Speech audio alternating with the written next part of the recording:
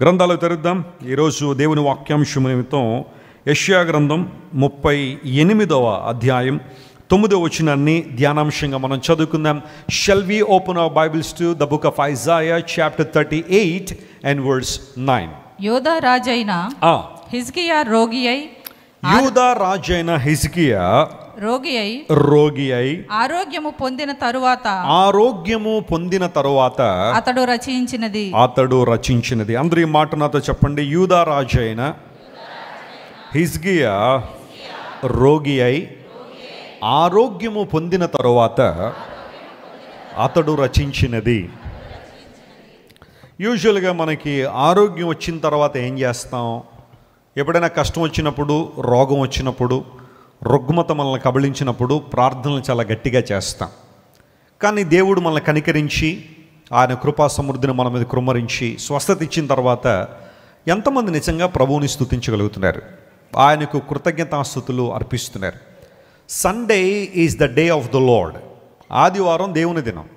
మనందరం దేవుని సంధికి వచ్చాం. ఎందుకు అంటే మన ప్రధాన లక్ష్యము ఆదివారం దేవుని మందిరంలోకి రావడంలో మన ఉద్దేశము ఆయన్ను స్తుతించుట, ఆయన్ని గణపరుచుట.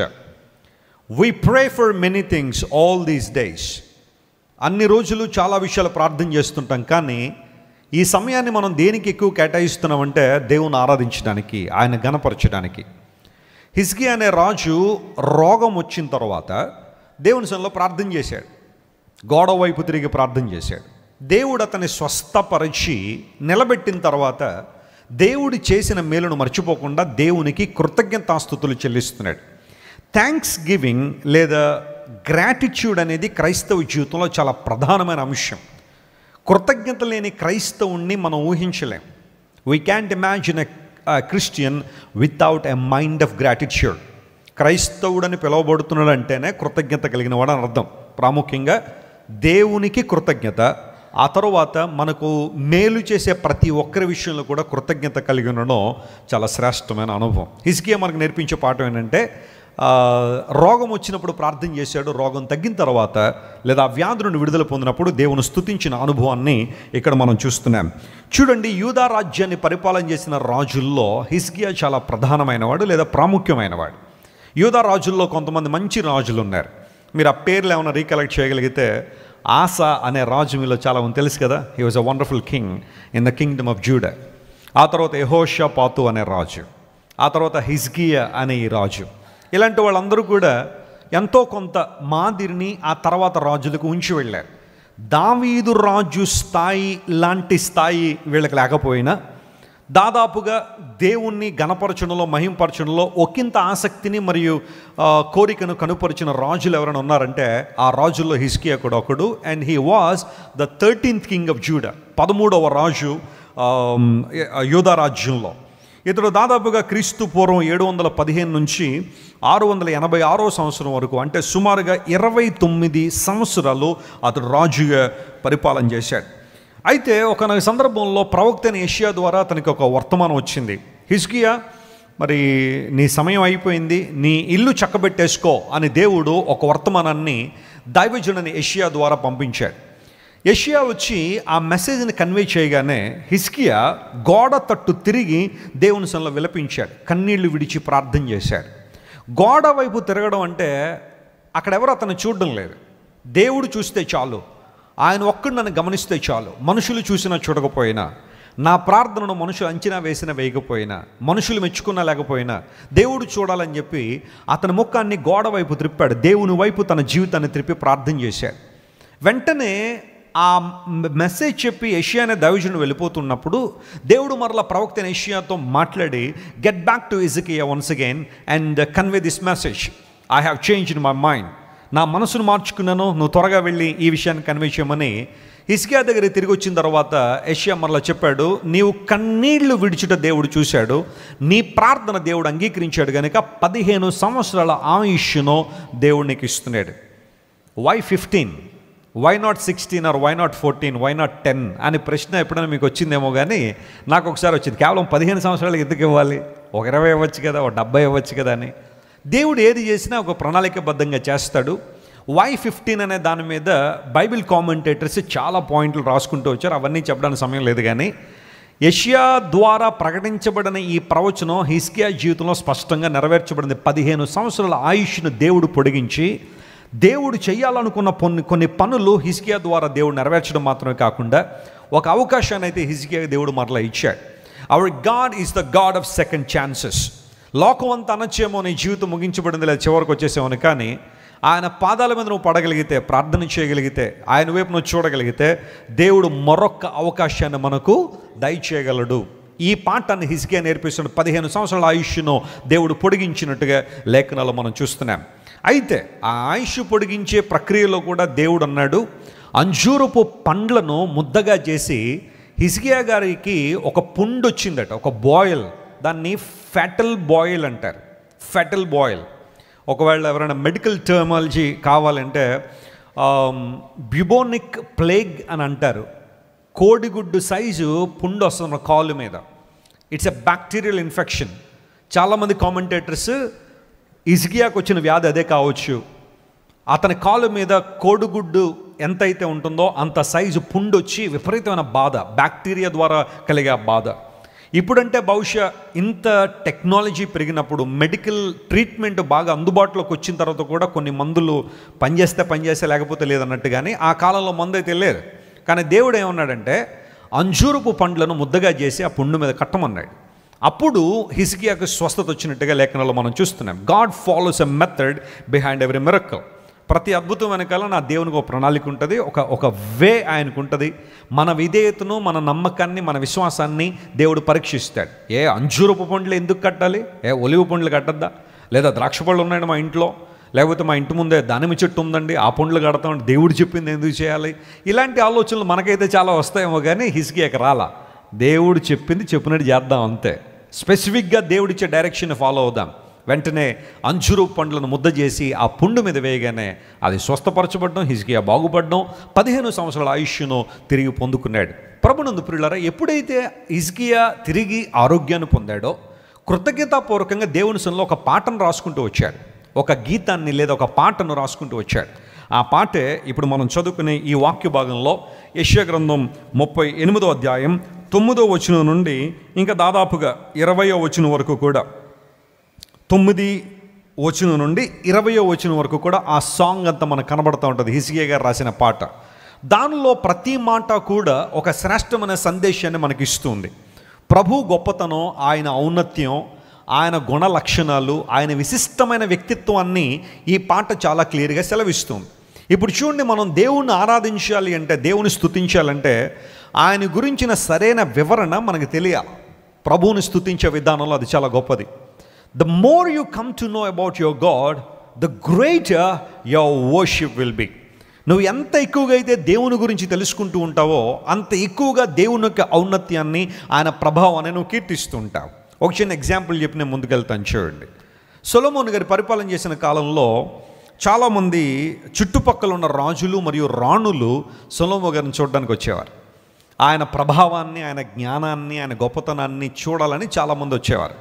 అందులో ఒకసారి షేబా అనే దేశం నుండి ఒక రాణి సొలొమోను గారిని వెతుక్కుంటూ వచ్చింది. ఆమె పేరైతే బైబిల్లో లేదు, కానీ చరిత్రలో ఆమెను బిల్కిస్ అంటారు. బిల్కిస్ అనబడే ఆమె షేబా దేశము నుండి సొలొమోను గారిని చూడడానికి వచ్చింది. గతించిన సంవత్సరం నేను మరియు బ్లెస్సీ గారు సలాల్ అనే ప్రాంతం వెళ్ళాం, ఒమాన్ అనే దేశంలో. అక్కడ బిల్కిస్ గారి ప్యాలెస్ ఒకటి ఎప్పటికీ ఉంది. అంటే అది ఒక్కటే అని అయితే నేను చెప్పట్లేదు, కానీ one of the palaces that she had. ఆమె పరిపాలన చేసిన కాలంలో ఆమెకున్న ఈ అంతఃపురాల్లో లేదా ప్యాలెసెస్లో, క్యాసిల్స్లో అది కూడా ఒకటి ఇప్పటికీ సలాలలో ఉంది. ఒక సముద్ర తీరాన ప్రక్కనే ఆ ప్యాలెస్ ఉంటుంది. ఆ లోపలికి వెళ్ళిన తర్వాత ఆ విషయాలన్నీ చూసినప్పుడు చాలా ఆశ్చర్యం అనిపించింది. ఆమెంత సంపన్నురాలై ఉండి కూడా కొన్ని వందల కిలోమీటర్లు ఒంటెల మీద ప్రయాణం చేసుకుంటూ యెరూషలేముకి వచ్చిన తర్వాత సొలొమోను గారి వైభవాన్ని చూసింది. ఆయన భోజనపు బల్ల దగ్గర కూర్చునే విధానం, మనుషులందరూ కూర్చునే విధానం కావచ్చు, ఆ బల్ల మీద పెట్టబడిన పదార్థాలు కావచ్చు, ఎర్ర దుప్పులు, బాతులు, కోళ్ళు, ఆ తర్వాత ఇంకన్నీ all kinds of animals, meat అంతా కూడా అక్కడ చూసింది. ఇవన్నీ చూసి సొలొమోను గారి వైభవాన్ని, ప్రజలందరూ ఆయన దగ్గరికి పరిగెత్తుకుని రావడం, జ్ఞాన సంపన్నుడైన సొలొమోను గారి మాటలు వినడానికి, ఆయన ఇచ్చే తీర్పుల్ని స్వీకరించడానికి అందరూ వస్తూ ఉంటే షేబా దేశపు రాణి బిల్కిస్ సొలొమోను గారి దగ్గరకు వచ్చి ఏమందంటే, నేను నీ గురించి చాలా విన్నాను, కానీ నీ దగ్గరకు వచ్చిన తర్వాత నేను విన్నదంతా చాలా తక్కువ అని అర్థమవుతుంది, నాకు వినబడిందంతా చాలా తక్కువే. నిన్ను నేను చేరుకున్న తర్వాత, నిన్ను చూసిన తర్వాత, మీ పరిస్థితులను గమనించిన తర్వాత నేను విన్నది చాలా తక్కువ. Her heart completely filled with admiration and adoration towards Solomon. అంటే దూరంగా విన్న విషయాలు కొన్ని, కానీ దగ్గరకు వచ్చిన తర్వాత సొలొమోను గారి యొక్క వైభవాన్ని చూసి మరింత ఆనందపడింది, మరింత సంతోషపడింది. ఇక్కడ నేర్చుకోవాల్సిన ఆధ్యాత్మిక సత్యం ఏంటో తెలుసా? నువ్వు దేవునికి ఎంత దగ్గరగా వస్తూ ఉంటావో ఆయన గొప్పతనాన్ని అంత ఎక్కువగా కీర్తిస్తూ ఉంటావు. Praise the lord. కొంతమంది దేవుని ఆరాధించండి అమ్మంట, మనకు రాదండి. ఆరాధించడం ఏమో మనకి చేత కదా. ఎందుకు రావట్లేదు నీకు ఆరాధించడం అంటే నువ్వు ప్రభు గురించి ఏం తెలుసుకోవట్లేదని. వస్తున్నావు మంచిదే దేవుని దగ్గరికి, కానీ ఏవో రకాలైన ఆలోచనలు, ఏవో ఒక తలంపులతో కూర్చుంటున్నావు. ఏం చెప్పారు వాక్యం అంటే బాగా చెప్పారు అంటున్నావు, కానీ ఏం చెప్పారో చెప్పట్లేదు, నువ్వు నేర్చుకోలేకపోతున్నావు. అందును బట్టి దేవుని ఆరాధించలేకపోతున్నావు, దేవుని స్తుతించలేకపోతున్నావు. బైబిల్లో మీరు ఏ భక్తుడినైనా తీసుకోండి, ప్రభువుని ఆరాధించే ఆరాధికులలో మీరు ఎవరిని తీసుకున్నా ప్రభువుని గురించిన ఒక విశిష్టమైన అనుభవం వారిలో ఉంది. ఆయన గురించిన వ్యక్తిగతమైన సంబంధాన్ని వారు కలిగి ఉన్నారు కాబట్టి ప్రభువుని మరింతగా కీర్తించగలిగారు, ఆరాధించగలిగారు, ఆయన స్తుతించగలిగారు.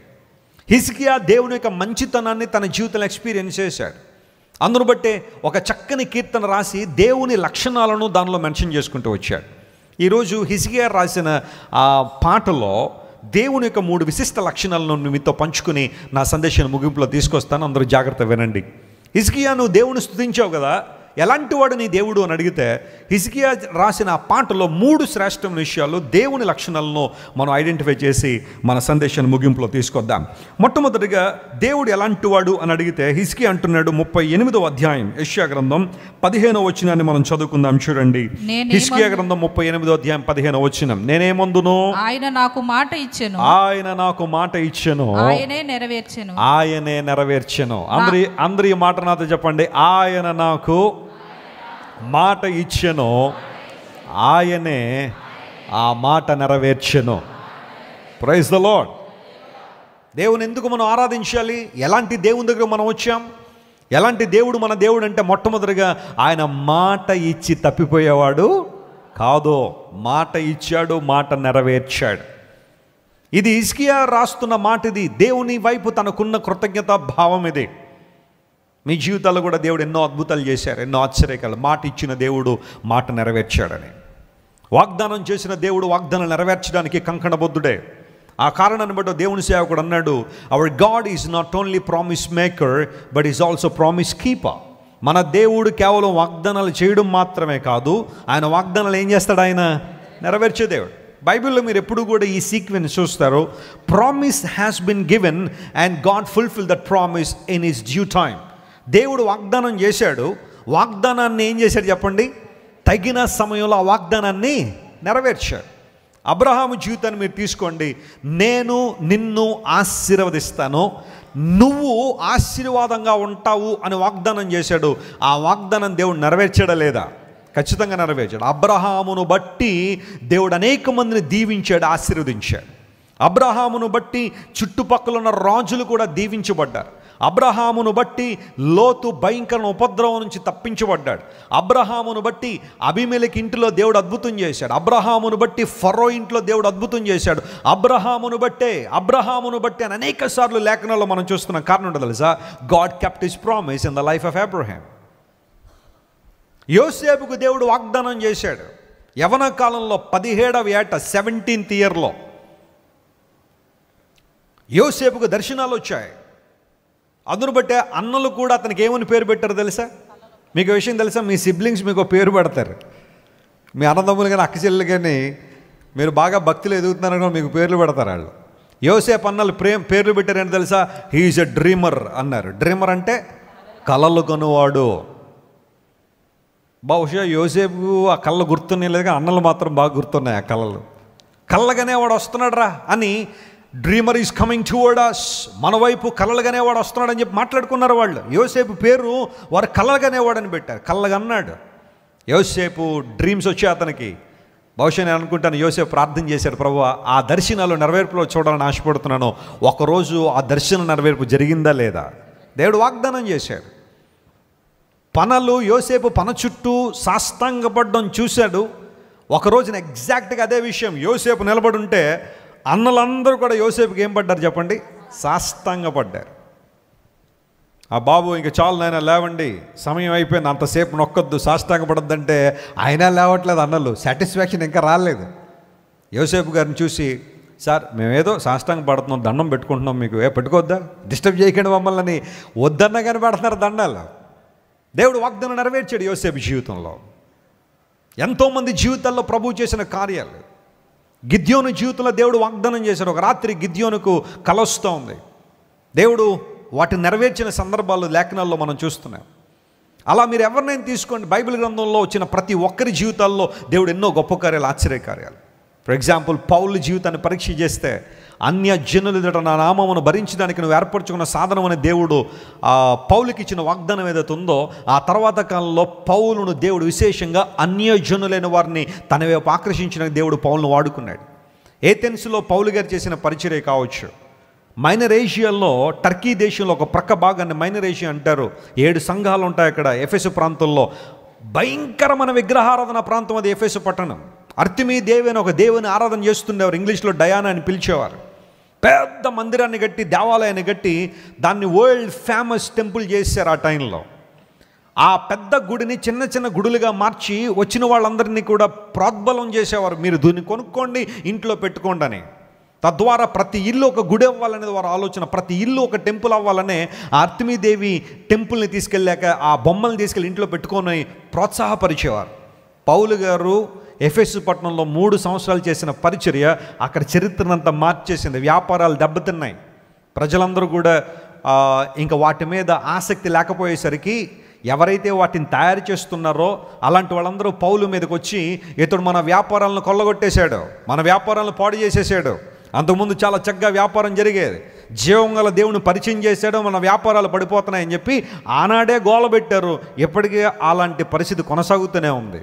నిజమే, జీవం గల దేవుడు ఎక్కడైతే ఉంటాడో అక్కడ వ్యర్థమైన భయంకరమైన వ్యాపారాలు దెబ్బతింటాయి ఖచ్చితంగా. దేవుడు తన ప్రజల పక్షంగా మేలు చేసే దేవుడు ఆయన. వాగ్దానాలు చేసిన దేవుడు, వాగ్దానాలు నెరవేర్చే దేవుడు ఆయన. ఖచ్చితంగా నీ జీవితంలో వాగ్దానం నెరవేర్చాడు. ఇక్కడ హిజ్కియా కూడా అదే, నేను ఏమంటానో దేవుడు మాట ఇచ్చాడో ఆ మాటను దేవుడు ఏం చేశాడో నెరవేర్చాడు. బహుశా నీకు నీ జీవితంలో ఇప్పటిదాకా చాలామంది చాలా మాటలు చెప్పారేమో, చాలా వాగ్దానాలు చేశారేమో, కానీ ఆ వాగ్దానాలు చాలామంది నిలబెట్టుకోలేదేమో, మర్చిపోయారేమో. సందర్భం వచ్చినప్పుడు వాగ్దానాలు చేస్తున్నారు, సందర్భం తీరిపోయిన తర్వాత లేదా గట్టెక్కేసిన తర్వాత వాగ్దానాలు మర్చిపోయారు చాలామంది ఉంటారు. స్నేహితులు ఉంటారు, కొంతమంది స్నేహితుడా నా జీవితకాలం అంతా నీకు స్నేహంగా ఉంటానని వాగ్దానం చేసిన వాళ్ళు ఉంటారేమో, కానీ బహుశా మధ్యలో వదిలిపెట్టేశారేమో. ఇక ప్రేమ విషయాల్లో చెప్పాల్సిన అవసరం లేదు. నేను ప్రేమిస్తాను జీవితకాలంతో వాగ్దానం చేసిన వారు అనేక మంది ఆ ప్రేమను విడిచిపెట్టేసిన వారు చాలామంది ఉన్నారు. పేపర్లో అనేకమైన న్యూస్లు అవే చూస్తూ ఉన్నాయి. కుటుంబాల్లో కావచ్చు, వ్యవస్థల్లో కావచ్చు, అన్నదమ్ముల మధ్య కావచ్చు, అక్క చెండ్రుల మధ్య కావచ్చు, వాగ్దానాలు అయితే చాలా బలంగా చేసేవాళ్ళు ఉన్నారు, కానీ వాటిని నెరవేర్చుకోవడం చాలామందికి చేత కావడం లేదు. అయితే జాగ్రత్త వినండి ప్రియులారా, దేవుడు వాగ్దానం చేశాడంటే మాట తప్పిపోవడం. ఒక దేవుని సేవకుడు అంటాడు, the biggest promise that God kept in his life is sending his only sun to the world అంటాడు. యేసుక్రీస్తు ప్రభు ఈ లోకానికి దిగి రావడమే దేవుడు ఇచ్చిన పెద్ద వాగ్దానానికి నెరవేర్పు అన్నాడు. నమ్మిన వారు గట్టిగా చప్పట్లు కొట్టి దేవుని మహిమపరచారు. యేసుక్రీస్తు ప్రభు వారు మనం నివసిస్తున్న ఈ భూమి మీద అడుగు పెట్టడమే దేవుడు వాగ్దానాలు నెరవేర్చువాడడానికి ఒక గొప్ప సూచన అన్నాడు. That's absolutely true. కారణం ఏంటంటే ఆదాము హవ్వలను దేవుడు కలుగు చేసి ఏదైనా తోటలో పెట్టిన తర్వాత వారు దేవుని మాటకు అవిధేయత చూపించి ఇన్గ్రాటిట్యూడ్ వారిలో ఉంది, కృతజ్ఞత లేమి వారిలో ఉంది. దేవుని మాటకు దూరం అయిపోయిన తర్వాత దేవుడు వారితో మాట్లాడుతున్నప్పుడు ఒక సందర్భాన్ని అక్కడ లేఖనాల్లో మనం చూస్తాం. దాన్ని ప్రోటో ఇవాంజలియా అంటారు. ప్రోటో ఇవాంజలియా అంటే సువార్త అని అర్థం. ప్రోటో అంటే మొదటి, ప్రోటో అంటే మొదటి అనే మాట కదా. ప్రోటో ఇవాంజలిజం అంటే the first gospel in the Bible can be found in Genesis chapter 3:15. ఆదికాండం 3:15లో మొదటి సువార్త అక్కడ ఉంది. The first gospel proclamation in the Bible. అది ఏంటంటే, నీకును స్త్రీ సంతానమునకును వైరం కలుగు చేతును, అది నిన్ను తల మీద కొట్టును, నువ్వు దాన్ని ఎక్కడ కొడతావు? మడిం మీద కొడతావు. అది నిన్ను తల మీద కొడుతుంది, మడిమ మీద కొడతావన్న ఆ ప్రొఫెసీ మనం చూస్తున్నప్పుడు దేవుడు స్త్రీ సంతానానికి సర్ప సంతానానికి వైరం ఇచ్చాడు. You know my friends, there is a conflict between good and bad all the time. There is a conflict between light and darkness all the time. అన్ని సమయాల్లో వెలుగుకు చీకటి పొత్తు లేదు, వాటికి ఎప్పుడూ వైరుధ్యం ఉంటూనే ఉంది. మంచి చెడుల మధ్య ఆ గ్యాప్ ఉంటూనే ఉంటుంది. వైరం ఉంది. సర్ప సంతానం వేరు, స్త్రీ సంతానం వేరు. స్త్రీ సంతానం అనే మాటను జాగ్రత్తగా పరిశీలన చేస్తే యేసుక్రీస్తు ప్రభు ఈ లోకానికి వస్తారు, ఆయన అపవాదిని తల మీద చితక్కొడతారనేది దేవుడిచ్చిన మొట్టమొదటి వాగ్దానం మరియు సువార్త అయితే, when the day comes when Jesus came to this world, God fulfilled the biggest promise he has given to mankind. మానవులందరికీ దేవుడిచ్చిన గొప్ప వాగ్దానం, రక్షకుడి భూమి మీదకి వస్తాడు, అపవాది తలను చితక్కొడతాడని ఇచ్చిన వాగ్దానాన్ని యేసు ప్రభు సిలువలో నెరవేర్చారు. హల్లెలూయా. యేసు ప్రభు సిలువలో మరణించడం ద్వారా అపవాది తల ఏమైంది చెప్పండి? చితకదొక్కబడింది. ఆ కారణాన్ని బట్టి అపవాది యేసు ప్రభు సిలువను ఆయన సిలువ మీద మరణించకుండా చేయాలని చాలా ప్రయత్నాలు చేశాడు అపవాది. ఆఖరికి పేతురును కూడా వాడుకున్నాడు. ఏ విషయంలో? యేసు ప్రభు మరణించే విషయంలో, ప్రభువా నీ కట్టి మరణం దూరమగునుగాక అని పేతురును కూడా సాతాను వాడుకున్నాడు. యేసుక్రీస్తు ప్రభు వారు ప్రతిసారి ఇదే చెబుతున్నారు, మనుష్య కుమారుడు పాపుల చేతికి అప్పగించబడతారు, వారు ఆయన సిలువ వేసి చంపుదురు, మూడో రోజున ఆయన తిరిగి లేస్తాడు. Jesus predicted about his death and resurrection. ఆయన మరణాన్ని గురించి, పునరుత్థానం గురించి చాలా క్లియర్గా ప్రభు చాలాసార్లు చెబుతుంటే, చెప్పిన ప్రతిసారి అపవాది ఏదో విధంగా ప్రభువుని వెనకకు లాగాలని. పేతురు వచ్చి అంటాడు, ఇది నీకు దూరమగునుగాక అంటే యేసు ప్రభు సిలువ మీద మరణించిన అపవాదికి ఏమీ లేదు, ఇష్టం లేదు. ఆ రోజు నుండి ఈ రోజు వరకు కూడా యేసు ప్రభు సిలువ మీద, ఆయన పునరుత్థానం మీద విపరీతమైన దాడి జరుగుతుంది. చాలామంది యేసు ప్రభువుని అడ్మైర్ చేసేవాళ్ళు ఉంటారు ప్రపంచంలో. ఆయన ఒక మహానుభావుడు అండి. గౌతమ్ బుద్ధుడు మహానుభావుడే, యేసు ప్రభు కూడా అలాంటివాడే. మహాత్మా గాంధీ గారు మహానుభావుడే, యేసు ప్రభు కూడా అలాంటి వాడే. రవీంద్రనాథ్ ఠాగూర్ గారు చాలా గొప్పవాడు, ఆయనతో పాటు యేసు ప్రభు కూడా ఒకడే. ఇంకెవరు? మార్టిన్ లూథర్ కింగ్ జూనియర్ గారు, ఓ ప్రముఖ యాక్టివిస్ట్ అమెరికాలో, ఆయన లాంటి యేసు ప్రభువే. ఇంకా కొంతమంది పేర్లు వద్దులేండి, అనవసరం, కొంతమంది బాధపడతారేమో అన్ని తర్వాత విషయం. కానీ యేసు ప్రభువుని అందరితో సమానం చేసేసేవాళ్ళు కొంతమంది ఉంటారు. నీకోసం ఎవరో మంచి చేసి ఉండొచ్చు, లేదా మంచి కార్యాలు చేసి ఉండొచ్చు, మంచి విషయాలు నీకోసం పొందుపరిచి ఉండొచ్చు, కానీ వారు దేవుడి స్థానంలో పడ్డానికి లేదు. యేసు ప్రభు స్థానం చాలా ప్రత్యేకమైంది. ఆయన వాగ్దాన నెరవేర్పుగా భూమి మీదకి వచ్చాడు. ఆయన దేవుడు లోకమును ఎంతో ప్రేమించనో, ఆ మాట అక్కడితో ఆగిపోలేదు. కాగా ఆయన తన అద్వితీయ కుమారునిగా పుట్టినవాని విశ్వాసం ఉంచు ప్రతివాడు అనే మాట చెప్పండి ఒక మాట. ప్రతివాడా? కొంతమందా? విశ్వాసం ఉంచే ప్రతి ఒక్కరూ కూడా ఏమనుభవిస్తారట? నిత్య జీవాన్ని అనుభవిస్తారు. That's a promise given to us. యేసు క్రీస్తునందు విశ్వాసం ఉంచి నిత్యత్వాన్ని కోల్పోయిన వారు ఒక్కడు కూడా లేరు, ఒక్కడు కూడా ఉండరు. చప్పట్లు కొట్టి యేసుని మహిమపరచండి. He is eternal life giver. ఆయన నిత్య జీవాన్ని ఇచ్చే దేవుడు. ఆయన యందు విశ్వాసం ఉంచేవాడు నశింపక నిత్య జీవం పొందుకుంటాడని వాగ్దానం యేసు ప్రభు ఈ భూమి మీదకి రావడం ద్వారా దేవుడు నెరవేర్చాడు. యేసు ప్రభువుని గురించి ఆలోచన చేసిన ప్రతిసారి he is the fulfilment of God's promise to us. సిలువ మీద యేసు ప్రభు మరణాన్ని చూస్తున్న ప్రతిసారి నా స్థానాన్ని కోరుకున్న యేసు ప్రభు. వాస్తవానికి ఆయన స్థానంలో ఉండకపోతే మనందరం ఉండాలి. ఆ స్థానం అందరం ఒక్కొక్క సిలువ ఎక్కాలి. బరబ్బాను విడుదల చేసిన దేవుడు ఆ స్థానాన్ని కోరుకునే బరబ్బా స్థానంలో యేసు ప్రభు మరణించారు. బరబ్బా బందిపోటు దొంగ, నేరస్తుడు. He was a criminal. That's what the word of God says. పేరైతే చాలా మంచిదే. బారబ్బాస్ అనే మాటకు తండ్రి కుమారుడు అని అర్థం. అబ్బా అంటే తండ్రి అని అర్థం, బర్ అంటే కుమారుడు అని అర్థం. మీరు ఆ స్టైల్ నేమ్స్ బైబిల్లో చాలా చూసుంటారు. బర్సబ్బ, బర్యోన, బర్నబా, బర్యేసు, బర్తిమయి, బర్తిలోమయి, ఇలాంటి పేర్లు చాలా ఉన్నాయి కదా. బర్ అంటే గ్రీక్లో కుమారుడు అని అర్థం. రేపొద్దున మీ కుమారుడిని పిలవాలంటే బాబు బర్ అనకండి, ఆడికి ఇంకోలా కనబడుతుంది. అది గ్రీక్లో బర్ అంటే కుమారుడు అని అర్థం, అబ్బా అంటే తండ్రి అని అర్థం కదా. ఇప్పుడు బారబ్బాస్ అంటే అర్థం ఏంటో తెలుసా? తండ్రి కుమారుడు అని అర్థం. మరి నిజంగా తండ్రి కుమారుడిగానే ఉన్నాడా? పేరైతే చాలా మంచిది, కానీ బరబ్బా తండ్రి కుమారుడిగా లేడు.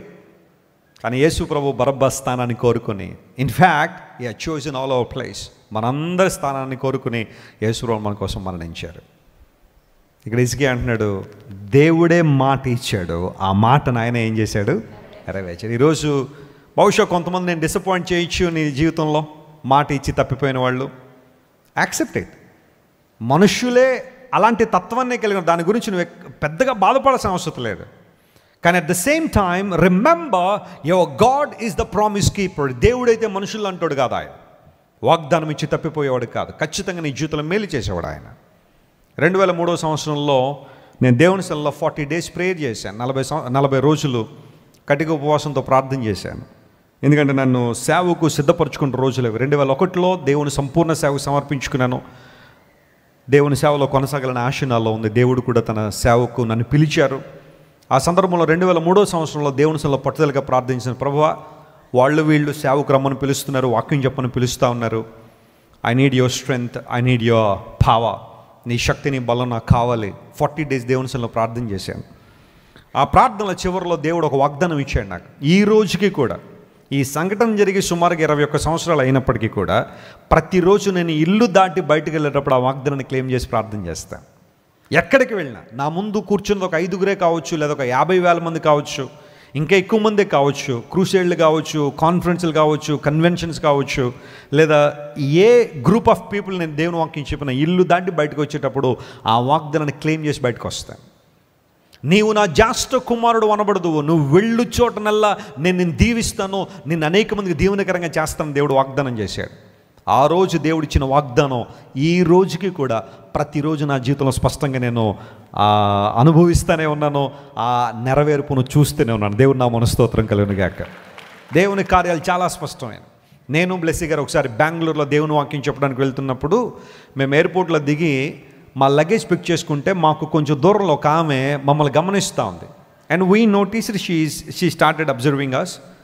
చాలామంది ఎక్కడో చోట మమ్మల్ని చూసామనుకుంటారు కదా అని చూస్తున్నారని అనుకున్నాం. మా లగేజ్ పిక్ చేసుకున్నాం.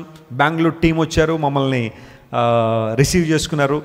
అక్కడ నుంచి మేము మీటింగ్ స్పాట్ దగ్గరికి, లేదా మాకున్న అకామిడేషన్ దగ్గరికి వెళ్ళడానికి అట్లీస్ట్ 1.5 hour జర్నీ ఉంది.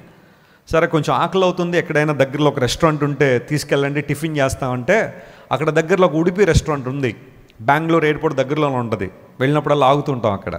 సరే అక్కడ తీసుకెళ్ళారు. అక్కడికి వెళ్ళిన తర్వాత టిఫిన్ ఆర్డర్ చేసాం. ఇప్పుడు ఎవరైతే మమ్మల్ని ఎయిర్పోర్ట్లో అబ్జర్వ్ చేస్తున్నారో ఆమె కూడా ఆ రెస్టారెంట్కి వచ్చింది. మళ్ళీ ఇక్కడ కూడా వచ్చిందా ఏమో అనుకున్నాం. అయిపోయిన తర్వాత మేము టిఫిన్ చేసిన తర్వాత ఇంక మేము కారు ఎక్కుతుంటాము. గబగబా దగ్గరికి వచ్చి, వెసిలి గారు ఒక్క మాట మీతో మాట్లాడాలన్న. అమ్మ ఏంటమ్మా, మమ్మల్ని గమనిస్తారని తెలుసు కానీ మీరు మా కోసం ఇక్కడికి వచ్చారని తెలియదు, ఏంటి సంగతి అంటే, అయ్యా మాది చాలా నిష్ఠాగరిష్టమైన కుటుంబం, మా ఇంట్లో జరగని పూజ అంటూ ఉండదు. ప్రతిరోజు ఏదో ఒక పూజ, ఏదో ఒక నోములు, యజ్ఞాలు, తపాలు, జపాలు, వ్రతాలు, దినాలు ఇలాంటివన్నీ జరుగుతూనే ఉంటాయి మా ఇళ్లలో. ఒకరోజు మీ వాక్యాన్ని వినడం ప్రారంభించాను నేను. చాలా ప్రాక్టికల్గా మీరు మాట్లాడుతున్న ఆధ్యాత్మిక సత్యాలు దేవుడి గురించి మీరు చెబుతూ ఉంటే చాలా విశదీకరంగా, చాలా చక్కగా ఆ మాటలు వింటూ ఉంటే ఆ మాటలు వినాలని ఆసక్తి కలిగి ఆ ఛానల్ ఎప్పుడైతే వస్తుందో ఆ టైం కొరకు కనిపెట్టి నేను ఆ మాటలు వినడం ప్రారంభించానండి. మా ఫ్యామిలీ అంతా ఇప్పటికీ కూడా ప్రభు దగ్గరికి అయితే రాలేదు, ఇంకా దేవుని గురించి తెలుసుకోలేదు. కానీ నాకైతే దేవుని మీద విశ్వాసం కలిగింది. యేసు ప్రభు నా రక్షకునిగా అంగీకరించాను. నా రూపాన్ని చూసి, లేకపోతే కొన్ని రకాలుగా ఆమె కొన్ని పరిస్థితులు ఉన్నాయి, నేను అవన్నీ ఎక్స్ప్లెయిన్ చేయాలని అనుకోవట్లేదు. మీరు నా రూపాన్ని చూసి నన్ను వేరేగా అనుకుంటారేమో, కానీ నాకున్న బంధకాలు, నాకున్న పరిస్థితులను బట్టి ఇలా ఉన్నాను. కానీ నా హృదయంలో మాత్రం దేవుని చోటిచ్చానండి. నేనైతే ప్రార్థన చేస్తున్నానో ఆయన స్వేచ్ఛగా ఆరాధించగలిగే ఒక సందర్భం మా జీవితంలో రావాలి. నేను మాత్రమే కదా, నా కుటుంబంతో కూడా ప్రభువుని తెలుసుకోవాలనే ఆశ నాలో ఉందండి. ప్రతిరోజు దేవుని వాక్యం ద్వారా బలపొందుతున్నాను. అడిగాను, అమ్మ ఇంత ప్రతికూలతలు మీరు ఎలా దేవుని వాక్యం వింటారంటే, బాత్రూంలోకి వెళ్ళి ఆమె వింటుందట దేవుని వాక్యం.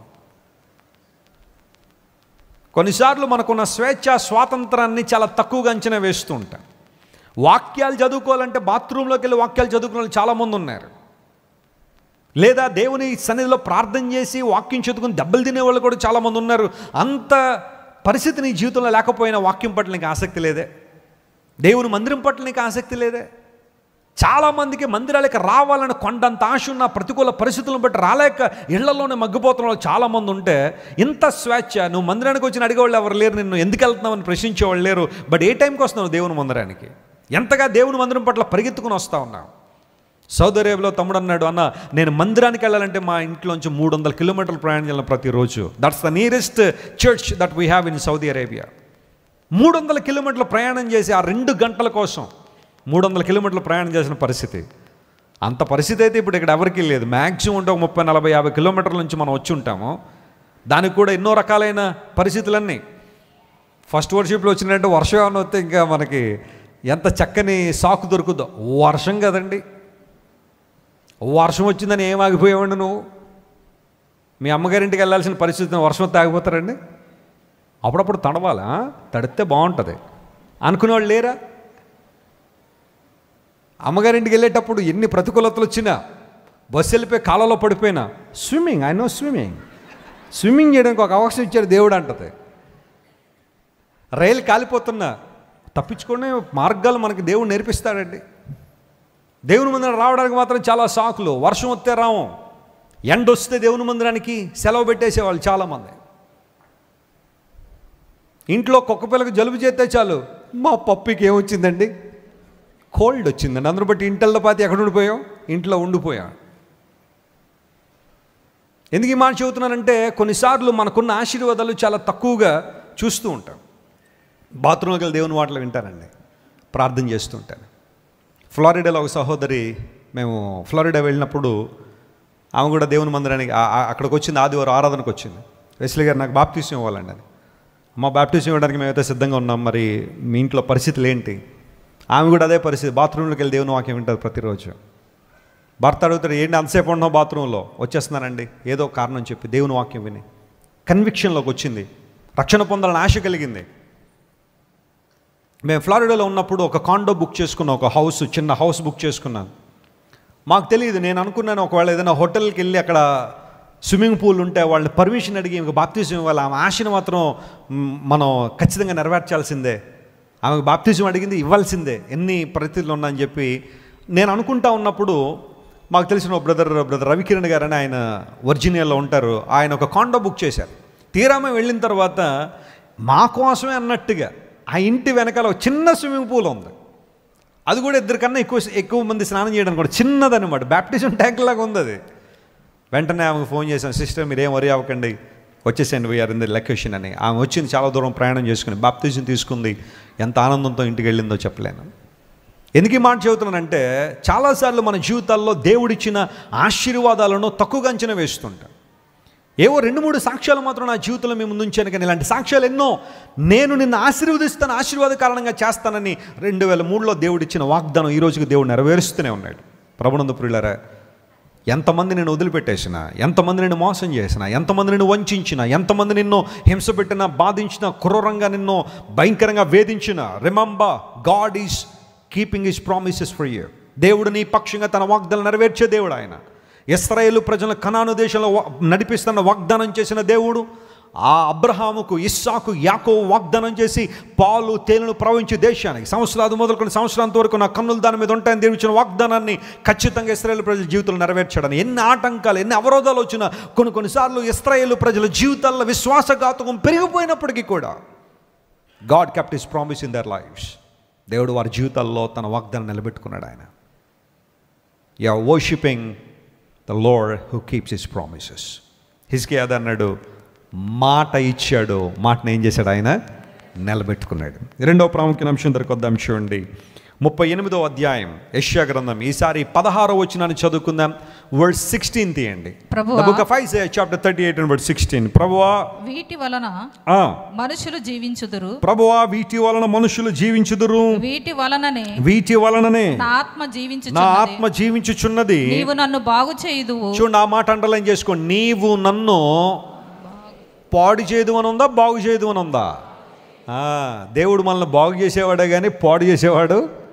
చాలామంది అంటారు, అమ్మా యేసుప్రభువుని నమ్ముకున్నావా, పాడైపోతావమ్మా అంటారు చాలామంది. చెప్పండి గట్టిగా, పాడైపోలేదు నేను, పాడైపోయి నన్ను యేసే ఏం చేశాడు? బాగు చేశాడు. ఇది చెప్పాలి మీరు. అవునా, పాడైపోతానమ్మా, ఎంత బాగా చెప్పారమ్మా, ఇంక రేపు నుండి వెళ్ళరులే అమ్మా, అది కాదు నువ్వు అనాల్సిందే. చాలామంది ఈ రోజులు అదే అన్నారు, యేసుప్రభువుని నమ్ముకుని పాడైపోయాడు మా వాడు. ఏం పాడైపోయాడు? ఇదివరకు 2 పెట్టెలు సిగరెట్ తాగాడు, ఇప్పుడు తాగట్లా. ఇదివరకు బ్రాందీ బాటిల్ ఉంటేనే కానీ రోడ్డు మీదకి వచ్చేవాడు కాదు, ఇప్పుడు అలాంటి పనులు లేవు. అది పాడైపోవడం కొంతమంది అనుకుంటున్నారు. పాము గరిచినోడు గట్ట పరిస్థితులన్నీ ఎలా ఉంటాయట, తారుమారుగా ఉంటాయి. నాన్నగారు చెప్తుంటారు ప్రాక్టికల్ లెసన్స్ అన్నీ. పాము గరిచిందా లేదని ఒక వ్యక్తిని ఎలా నిర్ధారణ చేయొచ్చు అంటే, అతని నోట్లో ఉప్పు వేస్తే ఉప్పు ఎలా ఉంటుంది, ఉప్పుగా ఉంటుంది. కానీ వాళ్ళకి ఎలా ఉంటుంది తెలుసా, ఉప్పు చప్పగా ఉంటుందట. పాము గరిచినోడు ఉప్పు చప్పగా ఉంటుందంటే అప్పుడు మనం అర్థం చేసుకోవాలి వీడికి ఏం గరిచింది, నిజంగా పాము గరిచింది. బ్లాక్ మాంబా అని ఉంటుంది, చూడగానే మనకి 102 జ్వరం వస్తుంది. The most poisonous snake in the world, black mamba. అది గరిచింది అనుకోండి, ఇంక ఈ ప్రశ్నలు అడగడానికి కూడా అవకాశం ఉండదు. కానీ ఏమన్నా చిన్న చిన్న పావులు కలిసి చెప్తున్నాను నేను. ఆ విషం ఉందనుకోండి, ఉప్పు ఎలా ఉంటుంది, చప్పగా ఉంటుంది. వేపాకు కొంత పట్టుకొచ్చి వారు నోట్లో వేస్తే నవలమని చెప్తే ఇంకొంచెం ఇవ్వండి చాలా తీయగా ఉందంటారట. వేపాకు ఎలా ఉంటుంది, చేదుగా ఉంటుంది. మరి తీగ ఎందుకయింది అంటే లోపల ఏముంది, విషం ఉంది. అది ప్రాబ్లం. పాయిజన్ ఉంది కాబట్టే చేదేమో తీయగా, ఉప్పేమో చప్పగా మారడానికి కారణం అదే. చాలామంది ఈ రోజుల్లో మంచి చెడుగా, చెడు మంచిగా ఉండడానికి కారణం వారి లోపల ఉన్న విషం, పాపం అనే విషయం. అందును బట్టి యేసు ప్రభువుని నమ్ముకున్న వాళ్ళని చూసేమో హేళన చేస్తారు. నిజంగా హేళనకు పాత్రులైన వారినేమో చాలా గొప్పవారిగా ఇచ్చే వాళ్ళు చాలామంది ఉంటారు. లేఖనాలు సెలవిస్తున్నాయి, నీవు నన్ను బాగు చేయదు గనుక. యేసు ప్రభువుని నమ్మి పాడైపోయిన వాళ్ళు ఎవరు లేరు, బాగు చేయబడ్డ వాళ్ళే ఉన్నారు. ఆ సందర్భాల్లో చెబుతూ ఉంటాను. ఒక అక్క తమ్ముడు ఇద్దరు రోడ్డు మీద కూర్చుని బైబిల్ చదువుకుంటా ఉంటే ఒక వ్యక్తి దగ్గరికి వచ్చి అడిగాడు, why are you reading this bad book, ఈ చెడ్డ పుస్తకం మీరు ఎందుకు చదువుతున్నారని. అప్పుడు అక్క లేచి చెప్పింది, మీరు మా తమ్ముడిని చూస్తున్నారు కదండి, వీడు రోజు త్రాగి పడిపోయాడు రోడ్డు మీద, జూదం ఆడేవాడు, అక్రమంగా బ్రతికేవాడు, త్రాగేవాడు, ధూమపానం చేసేవాడు, పని చేసేవాడు కాదు, ఇంట్లో తల్లిదండ్రుల్ని బాధించేవాడు, వేధించేవాడు. ఎక్కడా గౌరవం లేదు ఇతనికి, ₹1 సంపాదన లేదు ఇతని జీవితంలో. అంత భయంకరంగా బ్రతికేవాడు. ఒకరోజు ఇదే బైబిల్ చదివి యేసు ప్రభువుని తన సొంత రక్షణగా అంగీకరించాడు. జీవితం అంటే ఏంటో అర్థమైంది, జీవిత పరమార్థం అంటే ఏంటో తెలుసుకున్నాడు. ఆ రోజు నుండి ప్రభు కోసం జీవించడం మొదలుపెట్టాడు. ఈరోజు త్రాగట్లేదు, ధూమపానం చేయడు, వ్యర్థమైన స్నేహితులు లేరు, రోజు కష్టించి పనిచేస్తాడు, చేతి నిండా డబ్బులు పట్టుకొచ్చి తల్లిదండ్రులకు ఇస్తాడు, తల్లిదండ్రుల గుండెలకు హత్తుకుని నేనున్నాను అని వారికి ధైర్యం ఇచ్చాడు. ఒకవేళ నిజంగా ఈ పుస్తకమే మీరన్నట్టు చెడ్డ పుస్తకం అయితే, చెడిపోయిన మా తమ్ముడిని ఎప్పుడు ఈ చెడ్డ పుస్తకం ఏం చేయదు, మార్చదో, బాగు చేయదు. ఈ పుస్తకాన్ని చదువు నా తమ్ముడు బాగుపడ్డాడంటే ఇది నువ్వు అన్నట్టు చెడ్డ పుస్తకం కాదు. ఎందుకంటే ప్రపంచంలో ఏ చెడ్డ పుస్తకం కూడా ఒక చెడిపోయిన వ్యక్తిని ఏం చేయలేదు, మార్చలేదు. దేవుని వాక్యం సజీవమైంది కనుక, బైబిల్ గ్రంథం పరిశుద్ధమైన గ్రంథం కనుక నా సహోదరులో మార్పు వచ్చింది. చప్పట్లు కొట్టి యేసుని మహిమపడదాం. హల్లెలూయా. యేసయ్యను నమ్మి బాగుపడ్డ వాళ్ళే కానీ నష్టపోయిన వాళ్ళ చరిత్రలో ఎవరు లేనే లేరు. ఆయన దగ్గరకు వచ్చిన ప్రతి ఒక్కరు కూడా ఆధ్యాత్మికంగా ఉన్నతమైన స్థానానికి వచ్చారు. హిజ్కియా అన్నాడు, ప్రభువా నీవు నన్ను బాగు చేసే దేవుడు అయ్యా, నా చుట్టూ ఉన్న వైద్యులు, నాకున్న డబ్బు లేదా నాకున్న ఆస్తి, నాకున్న ఈ అధికారం ఎప్పుడు నాకు నా జీవితాన్ని బాగు చేయలేదు. కానీ it is you lord who made me well, who makes me well. నన్ను బాగు చేసే దేవుడు నీవని హిజ్కియా చక్కని సాక్ష్యాన్ని చెబుతున్నాడు. 107వ కీర్తన 20వ వచనం మనందరికీ తెలిసిన వాక్య భాగం. Psalm 107:20 దానిలో రాయబడిన మాట ఇలా ఉంది, ఆయన తన వాక్కును పంపి వారిని బాగు చేసెను. చెప్పండి, వారిని ఏం చేశారట, ఆయన బాగు చేశాను. ఆయన వారు పడిన గుంటల్లో నుండి వారిని విడిపించాడు. వారిని ఏం చేశాడు, విడిపించాడు. చాలా చక్కని మాట. ఆయన తన వాక్కును పంపి వారిని బాగు చేశాను. God sends his word and he heals them. అందరూ నా వైపు చూడండి ఒకసారి. Everybody look unto me. 2 మాటలు చెప్తాను, ఆ పదాలు మీరు పలకాలి. Logos, rhema. One more time. Logos, rhema. ఈ 2 పదాలకు అర్థాలు జాగ్రత్తగా మనం పరిశీలన చేస్తే, లోగోస్ అనగా గాడ్స్ రిటన్ వర్డ్, దేవుడు మనకిచ్చిన లిఖితపూర్వకమైన గ్రంథాన్ని, దీన్ని లోగోస్ అంటారు. దేవుడిచ్చిన వాక్యం, బైబిల్ గ్రంథం. రేమా అంటే అర్థం ఏంటంటే God speaks to our situation through his word. దేవుని లేఖనాల నుండి ఆ పర్టికులర్ సమయంలో, ఒకవేళ బహుశా మీరు నిరాశలో ఉన్నారా, నిస్పృహలో ఉన్నారా, కలవరంలో ఉన్నారా, ఆందోళనలో ఉన్నారా, మీరు ఒక మాట బైబిల్లో చాలాసార్లు చదువుంటారు ఆ మాట, కానీ ఆ పర్టికులర్ టైంలో ఆ మాట మీకు గొప్ప ఆదరణ ఇస్తుంది, గొప్ప ధైర్యాన్ని ఇస్తుంది. దేవుని సేవకులు మాట్లాడుతున్నప్పుడు దేవుడు మీతో మాట్లాడుతున్నట్టుగా అనిపిస్తుంది. దాన్ని రెమా వర్డ్ అంటారు. Fresh rhema word coming out of logos, particularly speaking in to your situation. బహుశా ఇక్కడున్న ప్రతి ఒక్కరికి ఒక డిఫరెంట్ సిచ్యువేషన్ ఉండొచ్చు. కొంతమంది మానసికంగా బాగుండి ఉండొచ్చు, కొంతమంది శారీరకంగా బాగుండి ఉండొచ్చు, కొంతమందికి ఆర్థిక సంబంధమైన ఇబ్బందులు ఉండొచ్చు, కొంతమంది శరీర సంబంధమైన రోగాలు ఉండొచ్చు, కొంతమందికి రకరకాల రిలేషన్షిప్ ప్రాబ్లమ్స్ ఉండొచ్చు, లేదా మరి కొంతమందికి ఫైనాన్షియల్ ప్రాబ్లమ్స్ ఉండొచ్చు, రకరకాల సమస్యలు చాలా మందిలో ఉండొచ్చు. కానీ God is capable of speaking in to your situation directly. దేవుడు తన వాక్కును నీకు విడుదల చేయగలిగిన వాడు ఆయన. వాక్యము దేవుడు మనకిచ్చాడు. వాక్యములో నుండి దేవుడు మనకేమిస్తారు చెప్పండి? వాక్కునిచ్చే దేవుడు ఆయన. ఆయన తన వాక్కును పంపి వారిని ఏం చేస్తారట? బాగు చేసే దేవుడు. ఒకవేళ ఈరోజు నీ జీవితంలో పతనమైన పరిస్థితుల్లో, పతనావస్థలో, నిరాశ నిస్పృహలో, భయంకర వేదనలో, ఎవరితో చెప్పుకోలేని బాధ, దుఃఖము, కన్నీటిలోనే ఉన్నామేమో. కొన్ని కుటుంబాల్లో భార్యలు ఏడుస్తూ ఉంటారు, అయ్యా నా భర్త జీవితంలో మార్పు కోసం నేను ప్రార్థన చేస్తున్నాను. ఎవరితో చెప్పుకోలేని పరిస్థితి. లేదా కొన్ని కుటుంబాల్లో భర్తల పరిస్థితి కూడా అదేనేమో. పిల్లలు అనేక కుటుంబాల్లో ఏడ్చేవాళ్ళ తల్లిదండ్రుల మార్పు కోసం ప్రార్థన చేసేవాళ్ళు, లేదా బిడ్డల మార్పు కోసం ప్రార్థన చేసే తల్లిదండ్రులు కొంతమంది ఉన్నారేమో. ఆ సిచ్యువేషన్ ఎవరితో ఎక్స్ప్లెయిన్ చేయలేని బాధ, దుఃఖము, కన్నీరు ఉన్నప్పుడు దేవుని వాక్యము నిన్ను నన్ను ఏం చేస్తుంది చెప్పండి? నడిపించేది, బలపరిచేది, గొప్ప ఆదరణ మనకిచ్చేది. ఆదరణ ఎంత ఉన్నతమైంది. నాన్నగారు చాలా సంవత్సరాల క్రితం మనస్సులో నెమ్మది లేక, మనశ్శాంతి లేక ప్రకాశం బ్యారేజ్ నుండి దూకి చచ్చిపోదామని వెళుతున్న ఆ సమయంలో, ఎప్పటికీ కూడా ప్రకాశం బ్యారేజ్ దగ్గర సూసైడ్ స్పాట్ ఒకటి ఉంటుంది. అక్కడ నుండి దూకారంటే ఇంకా అలా కాపాడడం కష్టం అనమాట. అందును బట్టి అందరూ ఆ స్థానాన్ని ఎంచుకుంటారు. దాన్ని సూసైడ్ స్పాట్ అంటారు. చాలామంది చిన్న బిడ్డలను అక్కడ వదిలేసి స్త్రీలు దూకేస్తూ ఉంటారు లోపల. ఆ బిడ్డలు రోడ్ల మీద అలా ఏడుస్తూ ఉంటారు, ఎవరో దిక్కుతోచిన పరిస్థితుల్లో.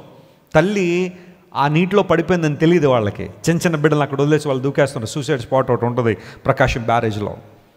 నాన్నగారు కూడా ఆ ప్రాంతానికి వెళ్ళి చనిపోవాలన్న సమయంలో ఎవరో ఒక దేవుని సేవకుడు ఒక కరపత్రిక, ఒక చిన్న కరపత్రిక, ప్రయాసపడి భారం మోసుకుంచిన సమస్త జనులారా నా యొద్దకు రండి, నేను మీకు విశ్రాంతిని కలుగు చేస్తానని మాథ్యూ 11:28లో రాయబడిన ఒక వాక్యము ద్వారా ఆ రోజు తండ్రి గారు పట్టబడ్డాం.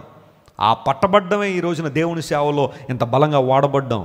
చూస్తున్నప్పుడు కరపత్రాల పరిచర్య ఎంత యోగ్యమైందో మాకు తెలుసు. అందును బట్టి ప్రతి నెల కొన్ని లక్షల రూపాయలు మన సహవాసం నుండి కరపత్రాలు ముద్రిస్తూ ఉంటారు. చాలామంది మన కరపత్రాలు తీసుకెళ్ళి పంచుతూ ఉంటారు. అనేక ప్రాంతాల్లో పంచుతూ ఉంటారు. హూ నోస్, ఎవరికి తెలుసు ఒక్క మాట ఆ వారికి ఉన్న పరిస్థితులను విడుదల చేయడానికి. ఎన్నో సంఘటనలు, ఎన్నో సాక్ష్యాలు ప్రపంచంలో యేసయ్య మాట బ్రతికించిన సందర్భాల్లో నీవు నన్ను బాగు చేస్తావు ప్రభువా.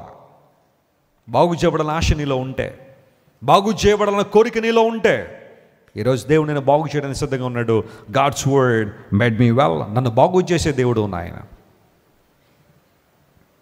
మార్కు సువార్త 1వ అధ్యాయం 19వ వచనం మనం చదివితే ఒక చక్కని విషయాన్ని అక్కడ గమనిద్దాం. చూడండి, మార్కు సువార్త 1వ అధ్యాయం 19వ వచనం చదవండి. ఆయన ఇంకా కొంత దూరము వెళ్ళి, మార్కు సువార్త 1:19, ఆయన ఇంకా కొంత దూరం వెళ్ళి జెబెదయి కుమారుడగు యాకోబును అతని సహోదరుడగు యోహానును చూచెను. వారు దోణెలలో ఉండి తమ వలలు బాగు చేసుకొని, తమ వలలు ఏం చేస్తున్నారట?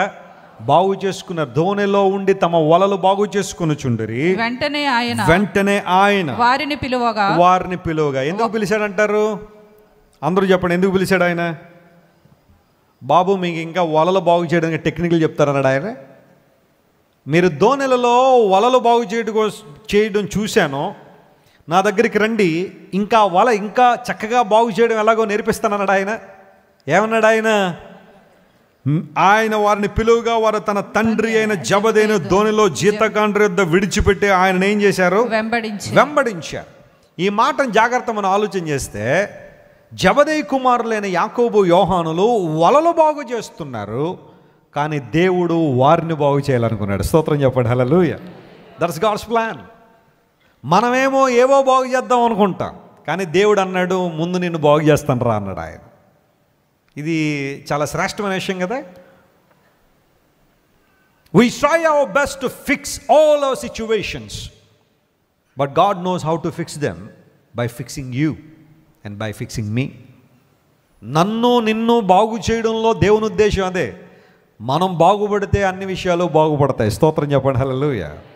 వీళ్ళు వలలు బాగు చేయడంలో బిజీగా ఉన్నారు, దేవుడు జీవితాలు బాగు చేయడంలో ఎలా ఉన్నాడు? ఆయన బిజీగా ఉన్నాడు. యాకోబు యోహానులను దేవుడు పిలిచి, ఇన్ఫ్యాక్ట్ శిష్యులందరికీ దేవుడు ఇచ్చిన ఒక మంచి కాలింగ్ ఏంటంటే, ఎప్పటిదాకా మీరు చేపలు పట్టువారుగా ఉన్నారు, కానీ ఎప్పటి నుంచి నేను మిమ్మల్ని ఎలా చేస్తానో మనుషులను పట్టు జాలరి. యేసయ్య అంత జ్ఞానవంతుడంటే ఎవరికి ఎలా చెప్పాలో ఆయనకు బాగా తెలుసా. ఆయన ఏదన్నా వేరే టెక్నికల్ టర్మ్ ఏదైనా ఉపయోగించుంటే పాపం జాలర్లకు అర్థం అవ్వదు కదా. ఇప్పుడు ఎవరైనా 10th క్లాస్ 3 సార్లు ఫెయిల్ అయిపోయిన దగ్గరికి వెళ్ళి సాఫ్ట్వేర్లో చాలా క్లిష్టమైన కాంప్లెక్స్ లాంగ్వేజ్ ఒకటి మాట్లాడేస్తాం అనుకోండి, వాళ్ళు ఏమంటారు? సార్ మీరు ఏం చెప్తారు నాకు అర్థం కావట్లేదండి, మీరు ఏం చెప్తారో నాకు తెలియట్లేదండి. కొన్ని లాంగ్వేజెస్ కానీ కొన్ని సబ్జెక్ట్స్ కానీ ఉంటాయి, చాలా కష్టంగా ఉంటాయి, క్లిష్టంగా ఉంటాయి. అప్పుడప్పుడు మా ధన్య వచ్చి, డాడీ నాకు మ్యాథ్స్లో ఈ డౌట్ ఉందని అన్నప్పుడు, నేను మ్యాథమెటిక్స్లో పీజీ చేశాను కదా, ఆ పీజీ స్థాయిలో చెప్పేశాను అనుకోండి, ఆ అమ్మాయికి ఏం అర్థం అవ్వదు. అది ఎలా చేయాలనేది నాకు తెలుసు, షార్ట్ కట్స్ అన్నీ నాకు తెలిసింది, పీజీ చదువుకున్నాను కాబట్టి. తను ఇంకా 6th క్లాస్ చదువుతుంది కాబట్టి తనకు అర్థమయ్యే విధానంలోనే, తనకు అక్కడ ఎగ్జాంపుల్స్లో ఉన్న ఫార్ములాస్ ఉపయోగించే తనకి చెప్పాలి. కానీ పీజీ స్థాయిలో అమ్మ దీనికి ఇదమ్మ ప్రాబ్లం, దీనికి ఫార్ములా ఇది వేసే అని చెప్తే ఇంక రేపు నువ్వు నా దగ్గర రాదు. ఇంకా God knows how to tell and what to tell.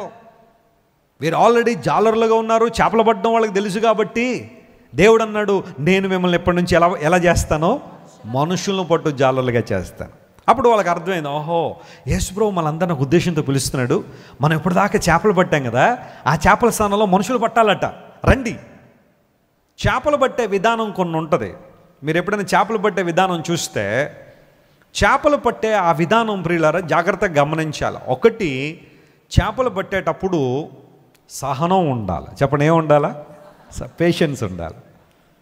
నువ్వు గాలం వేయగానే చేప రాకపోవచ్చు, you have to wait upon it. వస్తుంది ఖచ్చితంగా. ఆ తర్వాత వలలు వేసే విధానంలో యూనిటీ ఉండాలి. పెద్ద పెద్ద వలలు వేస్తారు చూడండి, కొన్ని చోట్ల సముద్రాల్లో వలలు వేస్తారు, 1/2 కిలోమీటర్ డిస్టెన్స్ ఉంటుంది వాళ్ళకి వీళ్ళకి, పెద్ద వల వేస్తారు సముద్రం లోపలికి. ఇప్పుడు దాన్ని లాగాలి అంటే రెండు వైపులను కూడా ఈక్వల్ స్ట్రెంగ్త్ ఉపయోగించి జాగ్రత్తగా లాగాలి. అటు ఎంతమంది ఉన్నారో ఇటు కూడా అంతేమంది ఉంటారు. ఆ వలను జాగ్రత్తగా లాక్కుంటూ వచ్చేసరికి విస్తారమైన చేపలు పడతాయి. ఈ వల అందరూ కూడా ఒకే డైరెక్షన్లో జాగ్రత్తగా లాగాలి. అది ఆ చేపలు పట్టే వాళ్ళకి బాగా తెలుసు. అలా కాకుండా అటువైపు వాళ్ళు అట్లాగేసి ఇటువైపులు ఇట్లాగేసారనుకోండి, వీళ్ళేమో ఇటు మచిలీపట్నం ఇటు విశాఖపట్నం వెళ్ళిపోయారు అనుకోండి, చేపలు ఎక్కడికి వెళ్ళిపోతాయి? సముద్రం లోపలికి వెళ్ళిపోతాయి, దొరకవాయి కదా. అందరూ ఒకే డైరెక్షన్లో, ఒకే విజన్, ఒకే డైరెక్షన్, స్ట్రెంగ్త్ ఉపయోగించే విధానంలో అందరూ కలిసిగట్టిగా పనిచేసినప్పుడే ఒక అద్భుతాన్ని మనం చూడగలుగుతున్నాం. That's what happened on the day of Pentecost. పెంతెకోస్తు అనే పండుగ రోజున జరిగిన అద్భుతం అదే. పేతురు శిష్యులందరి పక్షంగా నిలబడ్డాడు, కానీ ఆ వెనకాలన్న శిష్యులందరూ కూడా, పేతురు గారు వాక్యం చెప్పుకున్నారు కదా, మనందరం కూర్చొని ఏమన్నా ఆడుకుందారని అన్నారు ఎవరైనా? No, they were praying. ప్రార్థన చేస్తున్నారు, కాన్స్టెంట్గా ప్రేయర్ చేస్తున్నారు. అలా ప్రేయర్ చేయడం వలన ఆ రోజున పేతురు చెప్పిన ప్రసంగానికి ఎంతమంది రక్షణ పొందారు చెప్పగలరు? ఎవరైనా వెనకాల ఉన్న వాళ్ళు చెప్పండి. ఎంతమంది రక్షణ పొందారు? 3,000 మంది. మొదటి శతాబ్ద కాలంలో, ఇప్పుడంత జనాభా లేని ఆ కాలంలో ఒక్క ప్రసంగానికి 3,000 మంది వచ్చారంటే ఆ ప్రపోర్షన్ మనం తీసుకుంటే ఈ రోజున వన్ మెసేజ్కి 3 లక్షల మంది వచ్చినట్టే దేవుని దగ్గరికి. అంత ప్రభావవంతంగా పేతురు మాట్లాడడానికి ఆ వెనకాలన్న శిష్యులందరూ కూడా పరిశుద్ధాత్మ శక్తితో నింపబడి వారందరూ ప్రార్థన చేస్తూ పేతురు మాట్లాడుతున్నాడు, మనందరం సహకరిద్దామని వారందరూ సహకరించారు. కాబట్టే ఆ యూనిటీ, పేషెన్స్ వారిలో ఉంది. కాబట్టే 3,000 చేపలు, దట్ మీన్స్ 3,000 మంది ఆ రోజు ప్రభువుని అంగీకరించగలిగారు.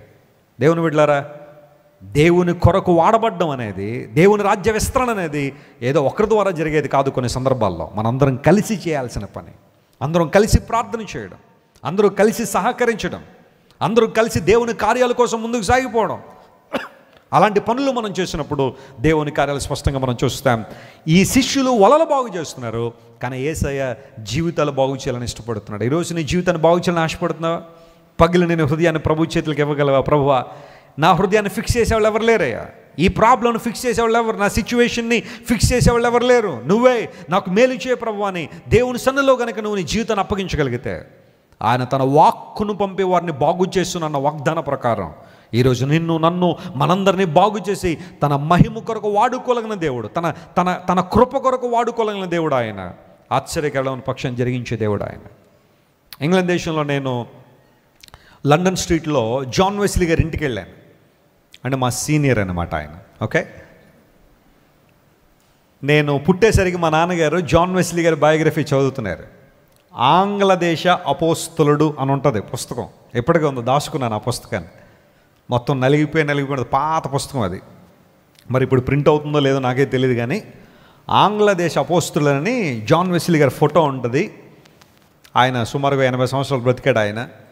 ఆ వృద్ధాప్యంలో ఉన్న ఫోటో, ఆ కలర్ ఫోటో ఆ బుక్ మీద ఉంటే ఆ లోపల జాన్ వెస్లీ గారి జీవిత చరిత్ర, తన తల్లి సూజన్ వెస్లీ, శామ్యుల్ వెస్లీ వారి ప్రార్థన దగ్గర నుండి దేవుడు 1900 బిడ్డల్లో జాన్ వెస్లీ గారిని చాలా బలంగా ప్రభావవంతంగానే వాడుకున్నారు. నేను ఇంగ్లాండ్ వెళ్ళినప్పుడు జాన్ వెస్లీ గారి ఇంటికి వెళ్ళినప్పుడు ఆయన వాడిన వస్తువులు, ఆయన మంచం, ఆయన స్టేచర్కి కొంచెం పొట్టివాడు ఆయన, ఈ మాత్రం ఉండేవాడు అంత హైట్. అది ఎలా చెప్పగలమంటే ఆయన బెడ్ అంత ఉంటుంది. మన ఇళ్లలో చిన్నపిల్లలకి వేస్తాం కదా బెడ్, అంతే బెడ్ అయింది. కాళ్ళు పైకి పెట్టి పడుకోవచ్చు కదా అనుకుంటారే మీరు. అయితే ఆ షూ కూడా చూశాను నేను, షూ ఇంతే ఉంది. సో అక్కడ మీరు ఇంకా ఒప్పుకోవాల్సిందే విషయం, ఎంత ఉండేవాడు ఆయన. బట్ ఆయన గుర్రం మీద ప్రయాణం చేసుకుంటూ వెళ్తూ సువార్త ప్రకటిస్తుంటే, ఇప్పుడు నాకైతే ఈ మైక్ కావాలేమో మీ అందరికీ వాకింగ్ చెప్పడానికి, ఆయనకు మైక్ అక్కర్లేదు. ఆ గుర్రం మీద ప్రయాణం చేసుకుంటూ ఒక 4 కనబడితే ఆ 4కి వాకింగ్ చెప్పేవాడు ఆయన. ఒక 5 కనబడితే వాకింగ్ చెప్తుండేవాడు. ఆయన వృద్ధాప్యంలో, అంటే సుమారుగా 80 సంవత్సరాల వయసు వచ్చిన తర్వాత ఆయన డైరీలో మాట రాసుకున్నాడు. ఏమన్నా తెలుసా? నాకు ఈ వయసులో ఇంకొక గంట ఎక్కువ పడుకోవాలనిపిస్తుంది, అది నాకు చాలా బాధగా ఉందని రాశాడు ఆయన. ఎప్పుడు? 80 సంవత్సరాల వయసులో ఆయన రోజుకు పడుకునేది 5 గంటలు, ఒక గంట ఎక్కువ పడుకోవాలనిపిస్తుంది, దానికే చాలా బాధపడిపోయాడు ఆయన. మరి ఏం చేస్తా ఆ ఒక్క గంట కూడా నేను సేవ్ చేయగలిగితే అనేక మంది సువార్త ప్రయాణించగలను. ఆ గుర్రం మీద కొన్ని వేల మైళ్ళు ప్రయాణం చేస్తాను లైఫ్ టైంలో. రోజుకి యావరేజ్గా 3 నుండి 5 ప్రసంగాలు చేసేవాడట ఆయన. 3 to 5 మెసేజెస్ పర్ డే ప్రభు వాక్యాన్ని చెప్పి అనేక మందిని ప్రభువుకి సంపాదించిన దైవజనుడు జాన్ వెస్లీ. ఆయన తమ్ముడు చార్ల్స్ వెస్లీ అనే దేవుని సేవకుడు, అన్నేమో ప్రసంగాలు చెబుతుంటే, దేవుని వాక్యాలు చెబుతుంటే, చార్ల్స్ వెస్లీ పాటలు రాయడం ప్రారంభించాడు దేవుని కోసం. మీరు నమ్మగలరా? చార్ల్స్ వెస్లీ తన లైఫ్ టైంలో 9,000కు పైగా పాటలు రాశాడు. అవన్నీ ఈ రోజున ఆల్ డినామినేషన్స్లో, పెద్ద పెద్ద సంఘాల్లో, డినామినేషన్స్లో ఆ పాటలు పాడుతూ ఉంటారు. చాలా చక్కని ఆ మాటలు పాటలుగా కూర్చి చార్ల్స్ వెస్లీ రాసినప్పుడు ఆ అన్నదమ్ములు ఇద్దరు కూడా దేవుని వాక్యం చెబుతుంటే అనేక గొప్ప కార్యాలు. వారితో జార్జ్ విట్ఫీల్డ్ అనే మరో దేవుని సేవకుడు కలిశాడు. వీళ్ళు ముగ్గురు కలిసి కొన్నిసార్లు దేవుని వాక్యం చెబుతుంటేనట, అలా వాక్యం చెబుతున్నప్పుడు వాళ్ళ మీదకి కుళ్ళిపోయిన కోడిగుడ్లు విసిరేవాడు. రాటన్ ఎగ్స్ వాళ్ళ మీద వేస్తుండేవారు. వాళ్ళు చేసే పని ఏంటో తెలుసా? ఆ రాటన్ ఎగ్స్ మీద పడితే జాగ్రత్తగా తుడుచుకోవడం, మరలా వాక్యం చెప్పడం. స్తోత్రం చెప్పండి, హల్లెలూయా. ఆ స్థానంలో మరి ఎవరన్నా ఉంటే, కోడిగుడ్లు ఎత్తారా మా మీద, మీరు మళ్ళీ వస్తావేమో చూడండి మీ ఏరియాకి, మీకు సువార్త చెప్పడం మా వల్ల కాదు అని చెప్పి బహుశా ఆ ఏరియాలకు మళ్ళీ వెళ్ళరేమో. కానీ దైవజనుడు కుళ్ళిపోయిన కోడిగుడ్లు వాళ్ళ మీద పడుతున్న జార్జ్ విట్ఫీల్డ్ కావచ్చు, జాన్ వెస్లీ గారు కావచ్చు, ప్రభు సువార్తను ప్రకటించి ఈరోజు ప్రభు దగ్గర వారు ఉన్నారు అంటే నేను అనుకుంటాను పరలోక రాజ్యంలో వారికి ఏముంది చెప్పండి? గొప్ప బహుమానం ఉంది. ఎందుకు అంత ప్రతిఘటన ఎదుర్కొన్న వారు దేవుని కోసం వాడబడ్డారంటే వారి తపన, వారి ఆలోచన అనేక మంది ఏమవ్వాలా? బాగుపడాలి. జాన్ వెస్లీ అనే దేవుని సేవకుడు వాక్యం చెబుతుంటే ఇంగ్లాండ్లో వచ్చిన ఉద్యమం ఎంత గొప్పదో తెలుసా? అనేక వీధుల్లో బార్ షాపులు క్లోజ్ చేశారట. దేవుని నామమున స్తోత్రం చెప్పండి, హల్లెలూయా. అనేక మంది వ్యభిచార నిలయాలు మూతలపడ్డాయి. అనేక మంది అక్రమార్కులు, అన్యాయస్తులు ప్రభువును అంగీకరించారు. God made a mark in his life by changing hearts of people. సువార్త ప్రకటించడం ద్వారా జీవితాలు బాగుపడ్డాయి, బ్రతుకులు బాగుపడ్డాయి. 1956 Jan 8 క్రైస్తవ ప్రపంచం మర్చిపోని రోజు ఒకటి.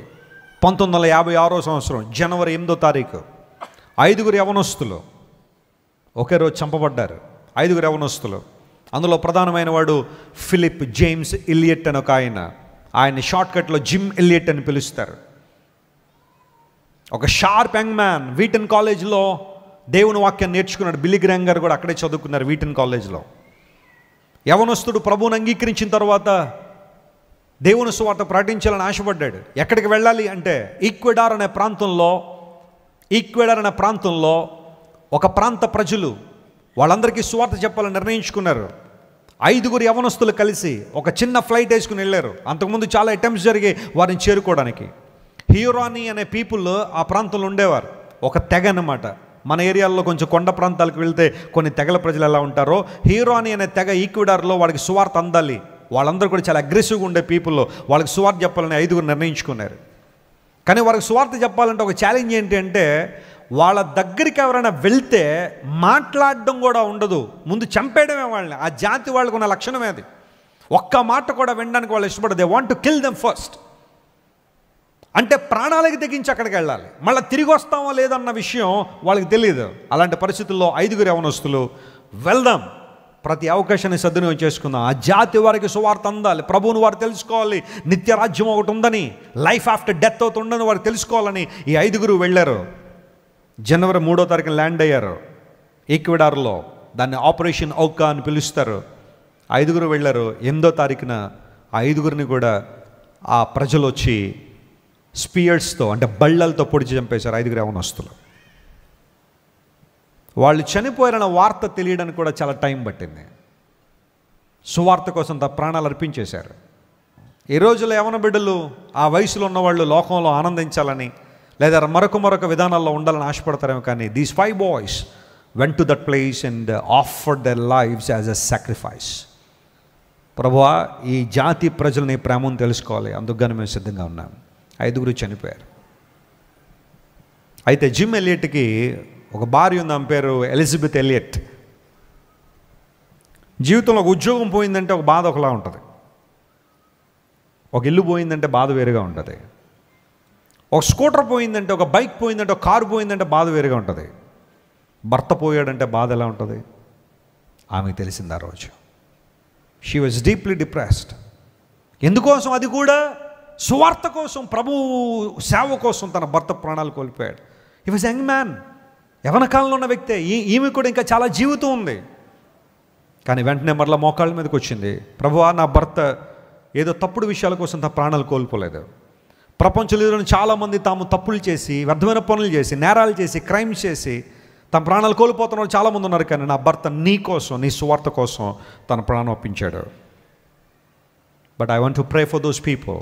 ఎవరైతే నా భర్తను చంపేశారో భయంకరంగా, దాక్షిణ్యంగా, ఆ ప్రజల మీద నాకైతే కోపం లేదు, వారి మీద అయితే నాకు కక్ష లేదు, కానీ వారి కోసం ప్రార్థన చేస్తాను. Lord, give me an opportunity to go to that place and to share the gospel. ఎవరు చేస్తారంటే ప్రార్థన అలాగా? వాళ్ళు నా జీవితంలో ఇంకా చూడకుండా చేయ ప్రభు అని ప్రార్థన చేసేవాళ్ళు ఉంటారేమో. నా భర్తను చంపేసిన వాళ్ళు ఇంక వాళ్ళని నేను చూడకూడదని, వాళ్ళ జ్ఞాపకాలు నాకు వద్దునని ప్రార్థన చేసే వాళ్ళు ఉంటారు. కానీ ఎలిజబెత్ ఎలియట్ ఏమని ప్రార్థన చేసిందో తెలుసా? Lord, take me to that place, I want to share your gospel. దేవుడు ఆమె ప్రార్థన విన్నాడు. ఎలిజబెత్ మరియు రేచల్ అనబడే కొంతమంది ఆ ప్రాంతానికి వెళ్ళారు. 2 సంవత్సరాలు అద్భుతమైన సువార్త ఆ ప్రాంతంలో ప్రకటించారు. తన భర్త ఏ ప్రాంతంలో అయితే ప్రాణాలు కోల్పోయాడో ఆ ప్రాంతంలో నిలబడి అనేక మంది సువార్త ప్రకటించింది. తన భర్తను చంపిన వారు కూడా చాలామంది ఆ ప్రసంగాల్లో రక్షణ పొందారు. దేవుని నామమున స్తోత్రం కలుగునుగాక. హల్లెలూయా. What a passion, what an enthusiasm to share the gospel. ప్రతికూలతల్లో జీవితం గాయపడిన, నలిగిపోయిన, భర్తను కోల్పోయిన బాధ ఆమె జీవితం అనుక్షణం వేధిస్తున్నా, but still she wanted them to know Christ. She wanted them to repent for their sins and turn towards God. 2 సంవత్సరాలు ఆమె చేసిన పరిచర్య చాలా వీరోచితమైన పరిచర్య. ఆ తర్వాత అక్కడి నుంచి వచ్చి ఆమె నేర్చుకున్న విషయాలు, వారితో ఉన్న విషయాలన్నీ 20 పుస్తకాలు రచించింది ఎలిజబెత్ ఎలియట్. 20 పుస్తకాలు రాసిన తన అనుభవాలన్నీ రాసుకుంటూ వచ్చింది. ఇప్పుడు మార్కెట్లో అవన్నీ కూడా చాలా అద్భుతంగా అనేక మంది కొనుక్కొని చదువుతున్నారు ఆమె జీవిత అనుభవాలన్నీ కూడా. ఆమె చెప్పే మాట ఏంటో తెలుసా? My God's desire is to make the people well. దేవునికున్న ఒకే ఒక చిత్తం, ఒకే ఒక కోరిక, ప్రజల్ని ఏం చేయాలని? బాగు చేయాలని. దేవా, నీవు నన్ను బాగు చేసావు, నన్ను జీవింపజేసావని హిజ్కియా చెప్పినట్టుగా ఈరోజు నిన్ను నన్ను బాగు చేయగలిగిన దేవుడు యేసుప్రభు ఒక్కడే. ఆయన వైపు నువ్వు తిరగలవా? కార్యాలు చూస్తావు. చివరికి ఒక మాట చెప్పి నేను ముగిస్తాను. మూడవ ప్రాముఖ్యమైన మాట యెషయా గ్రంథం 38వ అధ్యాయం. ఈసారి 17వ వచనాన్ని చదువుకుని ముగింపు ప్రార్థన చేసుకుందాం. Book of Isaiah chapter 38 and verse 17. మిక్కుటమైన ఆయాసము నాకు నెమ్మది కలుగుటకు కారణమాయెను నీ ప్రేమ చేత. చూడండి, నీ ప్రేమ చేత నా ప్రాణమును నాశనమనే గోతిలో నుండి విడిపించితివి. నీ వీపు వెనుక తట్టు నా పాపములన్నీయు నీవు పారవేసితివి. Praise the lord. చెప్పండి, యేసయ్య ఎక్కడ వేసాడంట? పాపాలన్నీ పట్టుకెళ్ళి వీపు వెనకాల వేసాడట. ఎవరైనా చూడగలం? మన వీపు భాగాన్ని ఎవరైనా చూడగలమా? ఎవరైనా చూడలే. ఎక్కడున్నాయి మన పాపాలు? వెనకాల వేసాడు ఆయన, మరలా చూడనట్టుగా దేవుడు క్లియర్ చేశాడు వాటన్నిటిని. The moment when you confess your sins, the moment when you come to God and ask him forgiveness, He pleads his blood upon you. దేవుడు తన యొక్క రక్తాన్ని మీద, he sprinkles his blood upon you. దేవుడు తన రక్తాన్ని మీద ఒలికించినప్పుడు నీ పాపములని తీసుకెళ్ళి ఆయన వీపు వెనుక వేశాడంటే వెనుక తట్టు పడేశాడు ఆయన. లేఖనాల్లో మరొక మాట ఉంటుంది, నా పాపములు తీసుకెళ్ళి అగాధ జలముల్లో వేసామన్నాడు. కొన్నిసార్లు మన పాపాలను మనం జ్ఞాపకం చేసుకుంటామేమో కానీ దేవుడు ఏం చేయటం వాటిని జ్ఞాపకం చేసుకోవట్లేదు ఆయన. నీ పాపాలను క్షమించే దేవుడు ఆయన.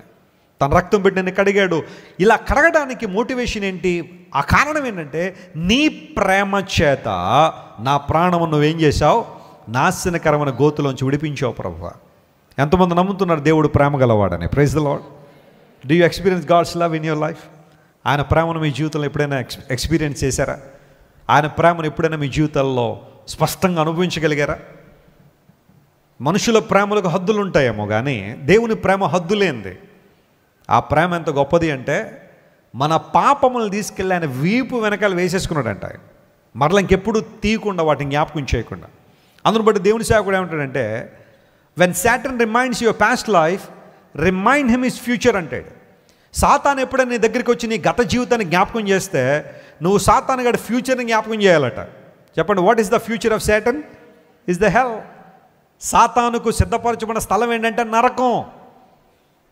సాతాను నీ గతాన్ని మరలా బయటికి తీసుకురావాలనుకుంటాడు. నీ గతాన్ని నీ ముందు పెట్టాలనుకుంటాడు. మరలా నీ గత జీవితాన్ని బట్టి నిన్ను భయపెట్టాలనుకుంటాడు. నువ్వు గతంలో అలా కదా ఇలా కదా అని చాలాసార్లు బహుశా నీ పాస్ట్ లైఫ్ని గురించి నిన్ను కృంగదీయాలని అపవాది ప్రయత్నం ఉంటుంది. ఓ దేవుని సేవకుడు అంటారో తెలుసా, when your past life knocks your doors don't answer because there will be no new thing అంటాడు. నీ గత జీవితం నీ ఇంటికి వచ్చి తలుపు తడితే నువ్వు తలుపు తీయద్దు. ఎందుకోసం అంటే అక్కడ కొత్తదేమీ లేదు, అన్నీ పాతయే, జరిగిపోయిన విషయాలే. మరలా వాటినే జ్ఞాపకం చేసిన కృంగదీయాలనుకున్న అపవాది ఆ సందర్భంలో చేయాల్సిందేంటో తెలుసా, నా గతాన్ని నా యేసయ్య తన రక్తంతో కడిగేశాడు. దేవుడు నామమున స్తోత్రం కలుగును గాక. నా గత జీవితాన్ని నా యేసయ్య తన రక్తంతో తుడిచివేశాడు. కాబట్టి I'm a new creature in Christ Jesus. క్రీస్తు ప్రభువులో నేను ఒక నూతన సృష్టిని. పాతవేమైపోయినాయి, గతించిపోయా. నీ ప్రేమ చేత, అవుట్ ఆఫ్ యువర్ లవ్. ఆయన ప్రేమ ఎంత గొప్పది, ఆయన ప్రేమ ఎంత ఉన్నతమైంది. మనుషుల ప్రేమలకు నేను మరలా చూతున్న హద్దులు ఉంటాయేమో కానీ యేసయ్య ప్రేమ నిశ్చలమైన, నిస్వార్థమైన, అచంచలమైన ప్రేమ. ఆ ప్రేమకు అవధులు లేవు, కొలతలు లేవు. దేవుని ప్రేమను ఎవరో డబ్బు పెట్టి కొనలేరు. శాశ్వతమైన ప్రేమతో మనల్ని ప్రేమించే దేవుడు ఆయన.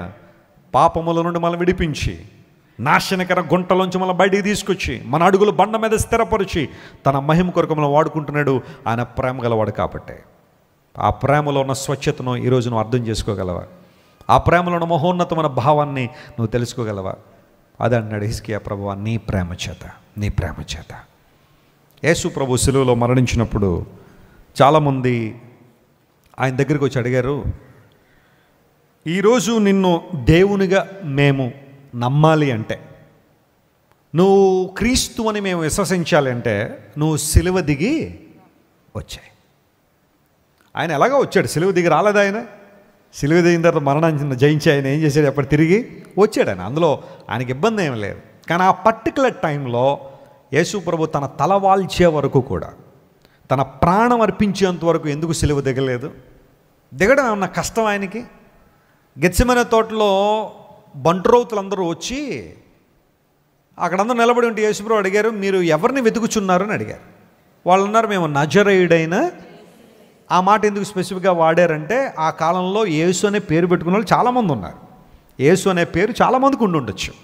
అందుబట్టి స్పెసిఫిక్గా we are seeking for Jesus of Nazareth. నజరేతులో పెరిగిన యేసుప్రభు ఉన్నాడు కదా, ప్రజలందరూ అదే టైటిల్తో అని పిలిచారు, నజరేయుడా, నజరేతువాడా అని పిలిచారు కదా. ఆ క్రీస్తుని మేము ఎదుగుతున్నామంటే ఆయన నేనే అని యేసుప్రభు అనగానే వచ్చిన వాళ్ళందరూ ఏమైపోయారు చెప్పండి? బోర్లా పడిపోయారు. అందరూ కింద పడ్డమే. మళ్ళా లేచారు. ఎవరు వెతుకుతున్నారు? మేము యేసుని వెతుకుతున్నాం. నేనే. ఆయన మాటలు ఉన్న శక్తి ఎంత గొప్పది అంటే నేనే అనగానే అందరూ కింద పడిపోతున్నారు. ఏంటి ఆ మాటలో ఉన్న పవర్ ఏంటి? It resembles exodus 3:14. మోషే అడిగాడు ఒకరోజు, నీ పేరేంటి ప్రభు అంటే ఆయన అన్నాడు, నేనే. I'm that I am Moses. I shall be that I shall be. I will be that I will be. I am self-existent. There is neither beginning nor ending to my life. నేనే. దేవుడు చెప్పిన మాట. యేసుప్రభు ఆ పదాన్ని ఉపయోగించగానే వచ్చిన వాళ్ళందరూ బోర్లా పడ్డారు. సరే, ఈ లోపల మాల్కస్ అని ఒక ఆయన ఉన్నాడు. అందరూ చెప్పండి, ఆయన పేరేంటి? మాల్కస్. తెలుగులో ఆయన్ని మల్కు అంటారు. చెప్పండి, ఏమంటారు ఆయన్ని? మల్కు. వచ్చాడు. ఆయన ప్రధాన యాజకునికి, ఆ టైంలో ప్రధాన యాజకుడు ఎవరంటే కయప కదా. సిలువ ధ్యానాలు ఇవన్నీ విన్నారు కదా, మళ్ళీ కొత్తగా చెప్పాలి ఇవన్నీ. అన్న కయపలు ఇద్దరు కూడా మామవాళ్ళల్లో. అన్న టర్మ్ అయిపోయింది, కయప ఇప్పుడు వచ్చాడు. కయప అతని యొక్క పర్సనల్ సెక్యూరిటీ ఆఫీసర్ అనుకోండి. He so close to high priest. అంటే ఒక మాటలో చెప్పాలంటే కయప ప్రక్కన ఎవరుంటారంటే మల్కు ఉంటాడు ఎప్పుడు కూడా. ఆ మల్కు యేసు ప్రభుని పట్టుకోవాలని చెప్పి దగ్గర రాగానే పేతురు గారి దగ్గర కత్తి ఉందంట. కత్తి తీసి ఏం చేశాడు? ఏ చెవో చెప్పగలరా?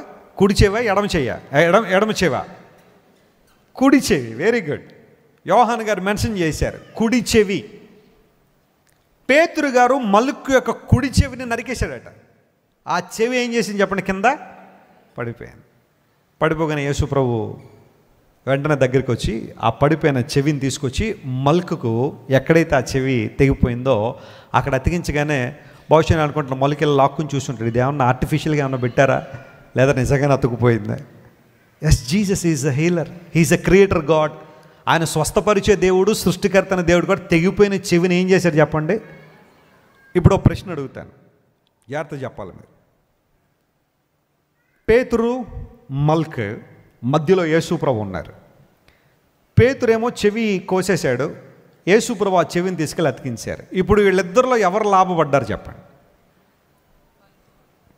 పేతురు అన్న వాళ్ళు చేతులు ఎత్తండి.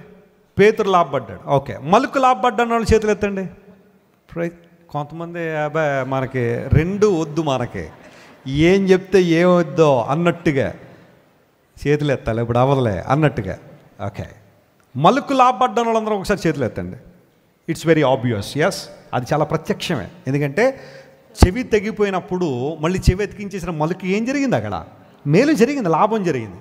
కాకపోతే ఇక్కడ అంతకన్నా గొప్ప లాభం మల్కు కాదు జరిగింది. ఎవరికి జరిగింది? పేతురు. అది ఎలాగంటారేమో జాగ్రత్త వినండి. మల్కు చెవి గనక యేసు ప్రభు మా శిష్యుని నరికేశాడు బాబు, ఫోన్ల కోసం బాధపడి నేను వెళ్తున్నాను అని వెళ్ళిపోయాడు అనుకోండి, యేసు ప్రభు ఎగ్జిక్యూషన్ కన్నా, అంటే ముందు యేసు ప్రభుని చంపడం కన్నా ముందర ఎవరిని చంపేస్తారు తెలుసా? పేతురుని చంపేస్తారు. ఎందుకోసం? ఈయన చెయ్యేసింది మామూలు మీద కాదు. ఎవరి మీద? ప్రధాన యాజకుని యొక్క చీఫ్ సెక్యూరిటీ ఆఫీసర్ మాల్కస్. ఆ చెవి పట్టుకెళ్ళి సెన్హెడ్రిన్ ముందు పెట్టి మర్డర్ అటెంప్ట్ జరిగింది నా మీద. పేతురు అనబడే యేసు ప్రభు శిష్యుడు సెక్షన్ 302 ప్రకారం, అంటే మన ఇండియన్ సెక్షన్ అనుకోండి, ఇజ్రాయెల్లో సెక్షన్ మనకు తెలియదు, సెక్షన్ 302 ప్రకారం నా మీద మర్డర్ అటెంప్ట్ జరిగింది. రాజా నువ్వు ఆజ్ఞిస్తే పేతురు గారిని, పేతురైతే చెవే, కానీ ఇక్కడైతే ఏంటి? మెడ, తల తీసేయాల్సిందే. ఇప్పుడు యేసుక్రీస్తు ప్రభు పేతురుని కాపాడినట్టుగా లేఖనాల్లో మనం పరిశీలన చేస్తే ఆ చెవి తీసుకెళ్ళి మరలా మలుక్క అతికిస్తే ఎవిడెన్స్ కూడా లేకుండా చేశాడు. గట్టిగా చప్పట్లు కొట్టి దేవుని నామముపరిచి, not even evidence there. God saved Peter more than Malchus because there is no evidence. ఎవరి దగ్గరికి వెళ్ళి నా చెవి నరికేశారండి యేసుప్రభు పెట్టాడంటే ఏదే అసలు మచ్చేమి లేదంటే అక్కడ తెగిపడినట్టుగా. కనీసం ఎవరికైనా చెవి ఆపరేషన్ చేస్తే కనీసం ఆ సూచర్స్ ఉంటాయి కదా, కుట్లు వేస్తారు కదా, ఆ మచ్చలన్నా ఉంటాయేమో. మాల్కస్కి ఆ మచ్చలు కూడా లేదు. ఇంటికి వెళ్ళి చెప్పుంటాడు వాళ్ళ మిస్సెస్కి, నా చెవి నరికేశారు మళ్ళీ అతికి. మరి ఏమండి సూచర్స్ ఏమండి, కుట్లు లేవా? మీరు అబద్ధం ఆడతారు కదా. యేసుప్రభుని పట్టుకోవడానికి వెళ్ళి మీరు ఈ స్టోరీలని చెప్తారు. లేదమ్మా నిజమే, ఇగో కావాలంటే ఇగో ఎంత గట్టిలా అవుతున్నా అలాగే ఉంది మామూలుగానే, ఎవిడెన్స్ లేదు. అక్కడ మాల్కస్కి ఎంత మేలు జరిగిందో తర్వాత సంగతి, కానీ అంతకన్నా గొప్ప మేలు ఎవరికి చేశాడు దేవుడు? పేతురుకి. నీ ప్రేమ చేత నా ప్రాణాన్ని విమోచించావు, నా పాపాలు తీసుకెళ్ళి ఎక్కడేసావు? వెనకాల వేసావంటే ఒక్కసారి యేసుప్రభు దగ్గరికి వచ్చి నీ పాపం ఒప్పుకుంటే ఎవిడెన్స్ కూడా ఉంటుంది దానికి. గట్టిగా చప్పట్లు కొట్టి దేవుని వైపర్చండి. God washes it, God cleanses it. దేవుడు ఆ పాపాన్ని తుడి చేశాడు, కడిగేశాడు. ఎవరైనా చెప్తే నమ్మశక్యం లేనట్టుగా నీ జీవితం దేవుడు చేస్తాడు. కారణం తెలుసా? He loves you so much. ఆయనను ప్రేమించే దేవుడు ఆయన. You are not guilt in the sight of God anymore because of his love. God cleansed you and washed you. యేసయ్య తన ప్రేమతో నా పాపాలు కడిగి పవిత్రపరిచి నూతన సృష్టిగా మనల్ని చేశాడు కనుక let's enjoy that new experience with God and worship the lord with all our hearts and minds.